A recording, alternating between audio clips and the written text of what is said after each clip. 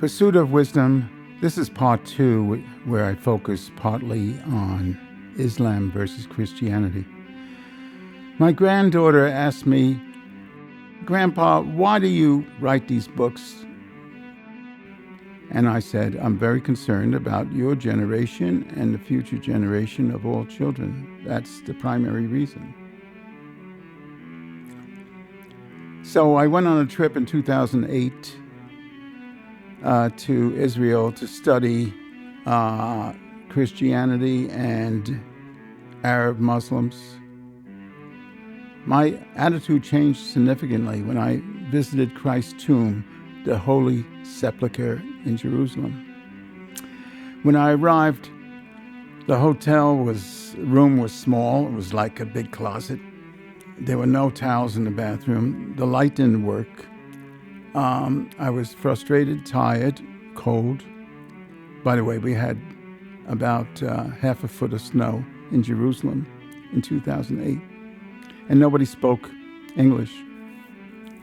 So my roommate took me to the Holy Sepulchre, and wow, my whole attitude changed significantly. Here I am carrying a cross. It's a much lighter cross than Christ, certainly. Christianity has survived for 2,000 years. Can any government or institution make that claim?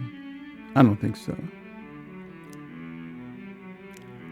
Conflicts between science and the Bible and the Quran arise from either a lack of scientific knowledge or defective understanding of the Bible and the Quran.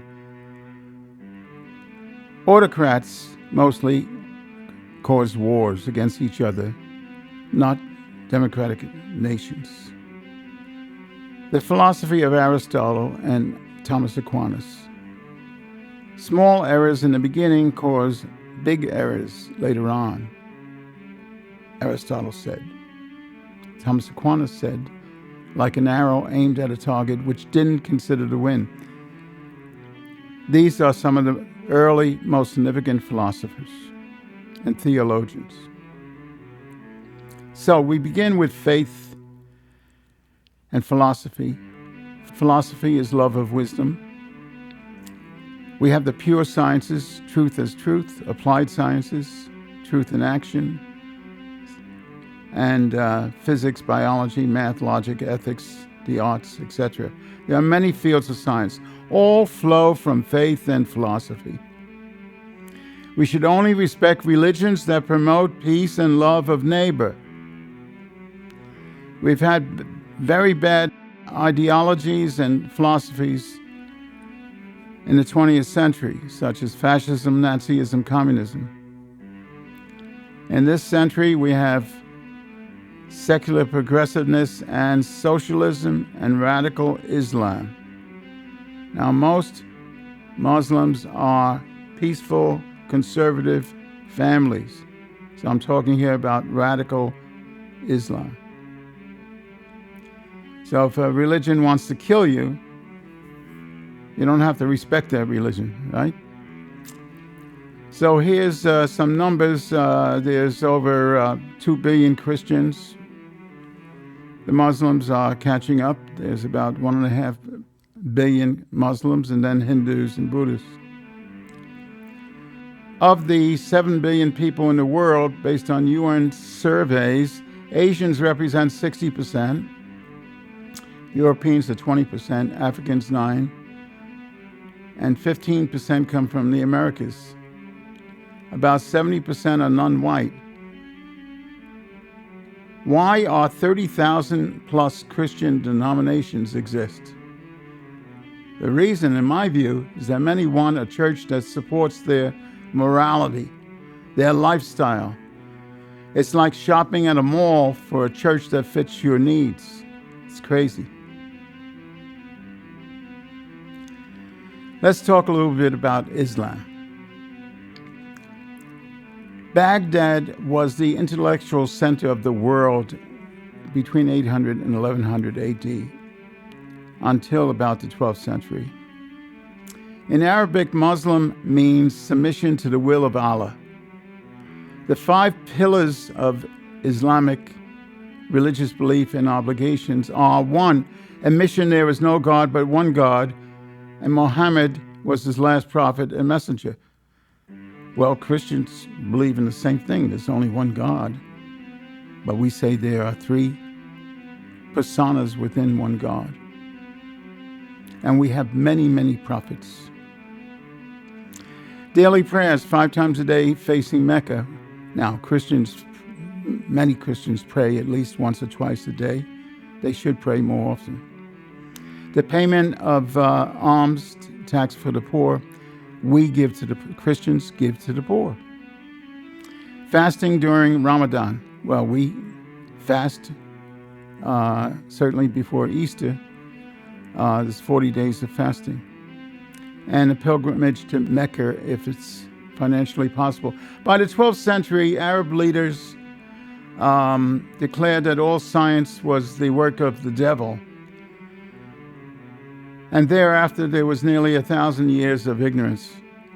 They stopped all communication with the West.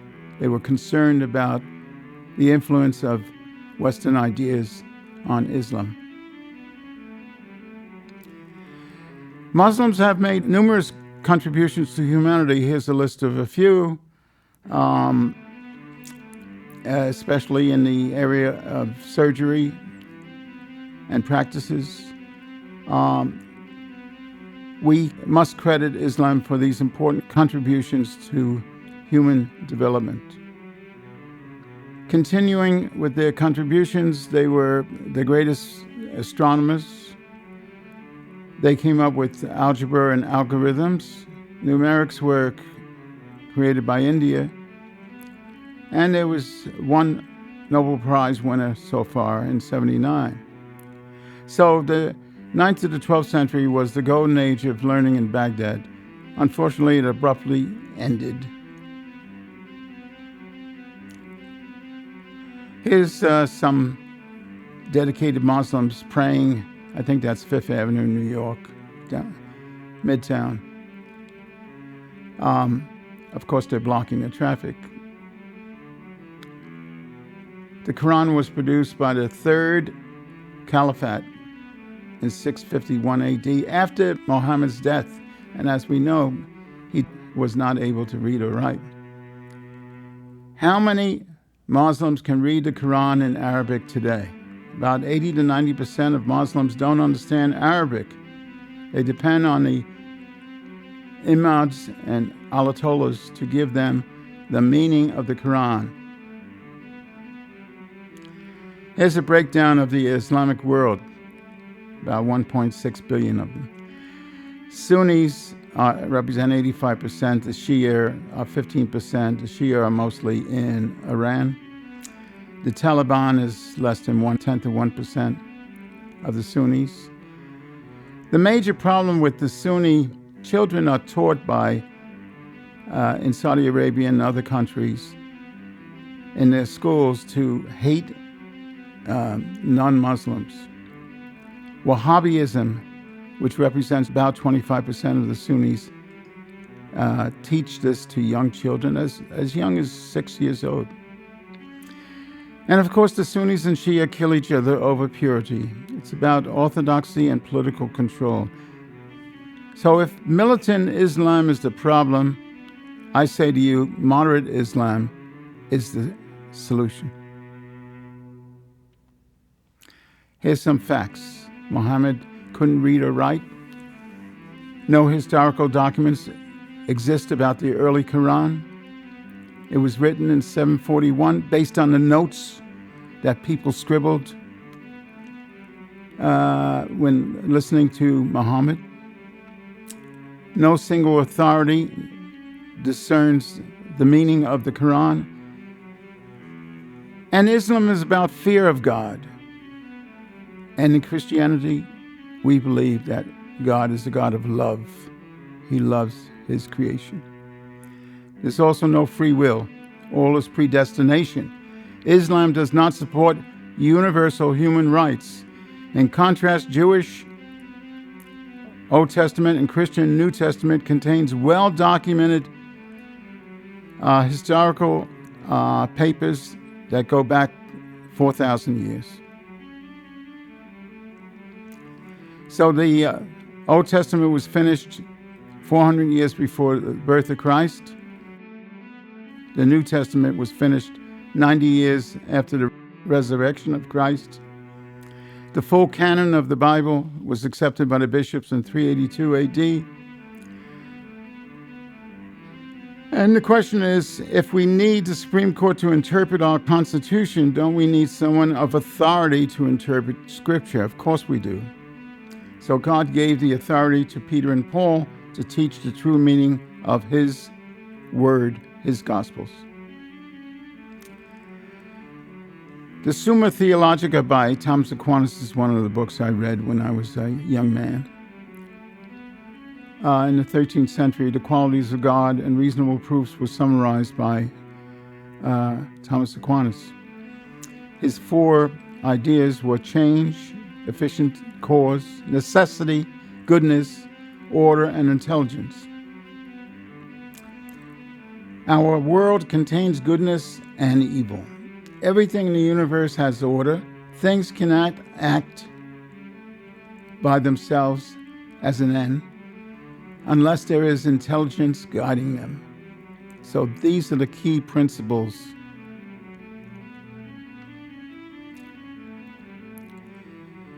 Now, this Greek expression is about, I can't pronounce it, a man putting words in God's mouth. All right. John 14:6 means Christ is the final judge. So you can misinterpret that and assume that billions will go to hell because they were uninformed. I don't believe that. I believe that there are many paths to paradise. And if the real meaning of John 14 is that Christ shall be the final judge.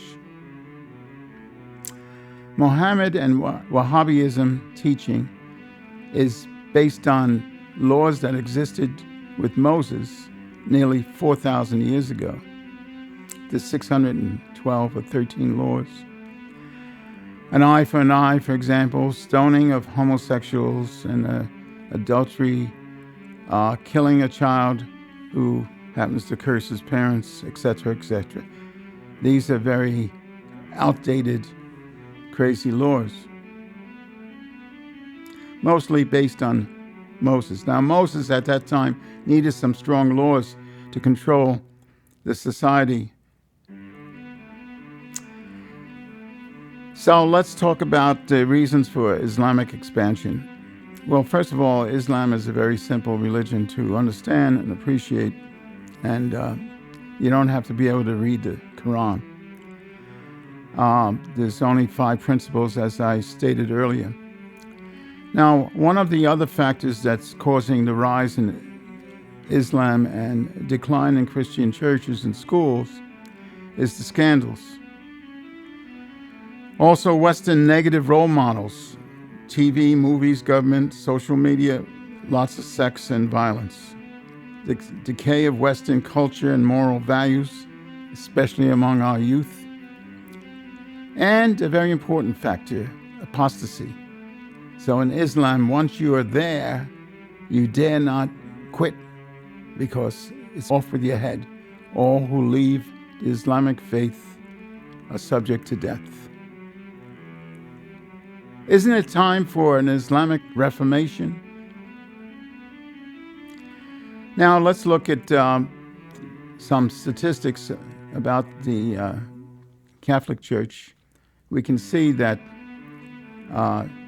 child abuse scandals were at the peak in the late 1950s and 60s, and they have declined substantially during that time. So this is a key factor, which not only reduced the attendance at church down from 70% down to about 20 to 25% today, but it also, many priests quit the Catholic Church. So demographics are very powerful forces. It affects our future voting and politics. It upsets our laws and economics. It creates communication challenges, potentially increases crime rates. It upsets social health and education. What will our future look like without legal migration? We must control who comes into our nation. What differentiates humans? Archbishop Desmond Tutu of South Africa put it exceptionally well. He said, "I am me because you are you. I have gifts you don't have. You have gifts I don't have. Let us celebrate our diversity." So diversity is good as long as it doesn't happen so suddenly. It did happen suddenly in Europe. This is a bestseller by Douglas Murray, The Strange Death of Europe. 2.5 million Muslims migrated to Europe in 2016. England today has about 3 million, or 5%, not counting Wales and Scotland, of Muslims. France, 8.5%. Germany, 6.1%. And it's climbing. That was back in 2016. Muslim birth rates are 2 to 3 times European birth rates, as well as 2 to 3 times American birth rates. This results in a dramatic disruption in the economic system, unemployment, group identity politics, and more crime. Now, as I said before, there are many, many good conservative Muslims, both in the U.S. and Europe. It's a shame that these extremists are destroying the reputation. But a country without borders is not a nation. Brexit was a call for all to restore the UK culture and civilization.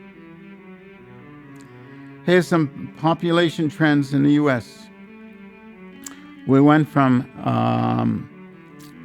40 million. Today we're well over 300 million. Households were up to 117 million. The family unity has declined from 5.3 to 2.6, cut in half. Marriages have fallen from 81% married to 48% today. And the 65 plus age citizens has climbed from 3% to 13%. At the same time, life expectancy has increased substantially. Today it's well over 78. We have to restore Americans' values of charity, faith, traditions, and Christianity. We must restore our Judeo-Christian values and our culture and traditions. Let's look at a few of the Quran verses. You can spell Quran with a Q as well. Allah only loves believers. Muslims are violent towards infidels. That's you and I, Christians, Jews. We are known as infidels. And crucify anyone objecting to Sharia laws. Infidels have to pay a tax and be subdued or death. Anyone who leaves the Muslim religion, Islam, gives up his faith, is to be hunted down. Jihad is holy war. Allah's words do not change, and that there's a clause there or a verse that says Allah's words do change. In all of this, where are words of peace and love of neighbor? It's hard to find. If militant Islam is the problem, moderate Islam is the only possible solution. Here are some Reformation suggestions, proposed suggestions. Apostasy has to be changed. Human rights have to be expanded. Jihad has to be diluted. Women in society must have greater rights, especially the right to education. And we have to eliminate family honor killings. Sharia law must be updated for the 21st century. Muslims don't accept the separation of church and state. Christ said, "Render unto Caesar the things which are Caesar's, and unto God the things that are God's." That is not accepted in Islam. So what is the Muslim vision of paradise as well? Well, it's about wine, women, and sex. I don't think that's the Christian idea of paradise. Now, culture. We have to start off with a definition. For me, it means whatever a society considers good and honorable, such as the arts, music, language, religion, science, and traditions. Those are good and honorable elements of a culture. And within that culture, you have Hispanic, Chinese, Islamic, Italian, and many other cultures. They all have their own arts, their music, their food, their dance styles, religion, and science, and traditions. Culture is misused in today's society. One should not blend cultures. We must appreciate diversity.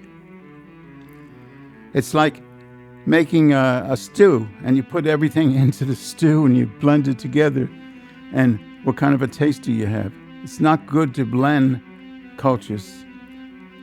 They have to be respected. But all immigrants must learn English, appreciate American history and the Constitution, and obey American laws. Otherwise, we're not a nation. So freedom consists in not doing what we like, but having the right to do what we ought.